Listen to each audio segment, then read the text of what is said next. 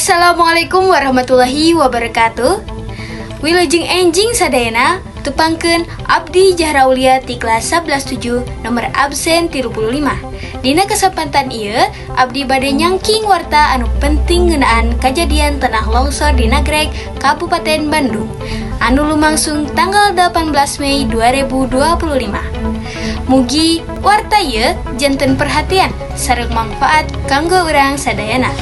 Tanah longsor di Nagreg, Kabupaten Bandung, 18 Mei 2025.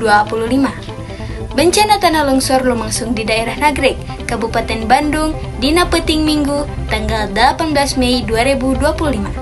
Kira-kira tabu setengah 11 waktu Indonesia Barat di Kampung Gunung Batu, Desa Nagreg Kendan, Kecamatan Nagreg, hiji tempat anu remen kajadian longsor. Tanah longsor ieu nyebabkeun karuksakan anu cukup parah. Di antarana nyaeta hiji, genep imah warga katutupan ku reruntuhan tanah longsor. Nu kadua, kantor Desa Nagreg Kendan ruksak parah. Nu katilu, hiji masjid jeung fasilitas umum liana oge kapangaruhan. Nu kaopat nyaeta 3 kendaraan motor katutupan reruntuhan.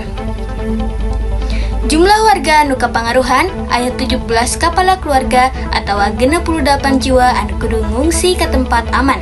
Aya oge 22 jiwa tina genep kepala keluarga anu langsung kapangaruhan ku longsor.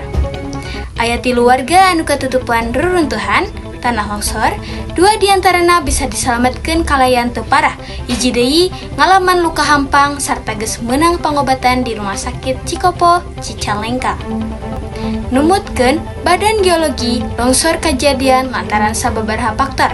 Nyata nu kahiji lereng anu miring pisan antara 20 nepi ka 30 derajat, anu katilu lempung vulkanik anu gampang lapuk serta gampang dirusak ku cai, nu kaopat kaayaan taneuh anu geus jenuh ku cai ngabalurkeun tekanan cai pori anu luhur.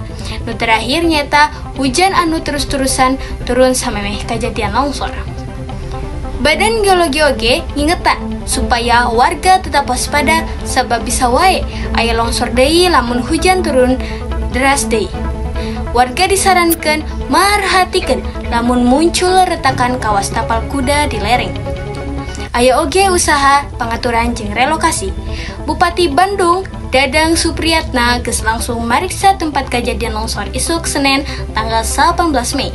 Anjeunna minta supaya BPBD Kabupaten Bandung, TNI Polri, Basarnas, jeung relawan negawe bareng pikeun ngungkulan bencana ieu sakitar 65 nu aya di sabudeureun lokasi anu rentan longsor bakal dievakuasi. 6 imah anu katutupan longsor bakal dipasieun imah kontrakan serta kantor desa bakal dipindahkeun supaya pelayanan ke masyarakat tetap jalan. Badan Geologi nyarankeun nu kahiji nyata daerah ieu masih rawan longsor deui. Jadi kudu dijaga jarak aman minimal 40 meter atau 2 kali jangkungna gawir. Nu kadua, tangkal di penghujung gawir longsor kudu ditebang supaya tetumbang jeung ngabahayakeun imah di handap.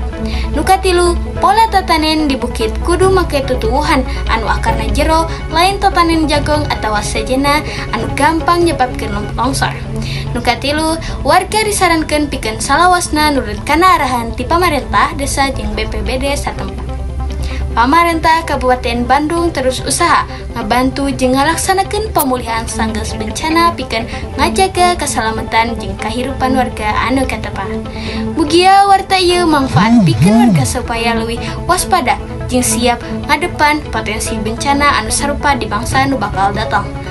Sakian teu abi, wassalamualaikum warahmatullahi wabarakatuh.